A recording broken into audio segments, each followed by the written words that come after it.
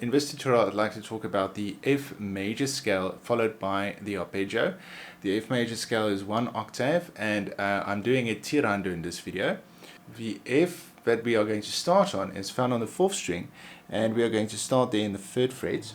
So we're going to have F followed by G, open 3rd, A, 2nd fret, then B flat, 3rd fret, moving on to C, 2nd string, 1st fret, D, then E, open 1st string, followed by F.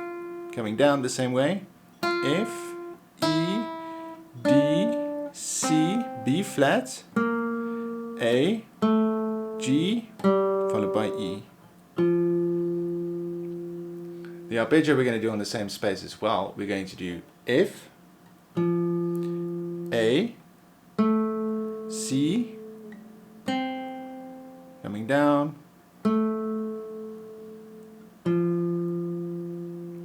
so doing it one more time,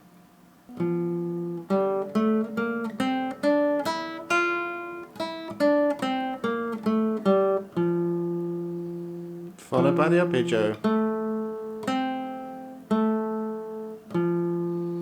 And remember to try and do the IM movements with your fingers as well.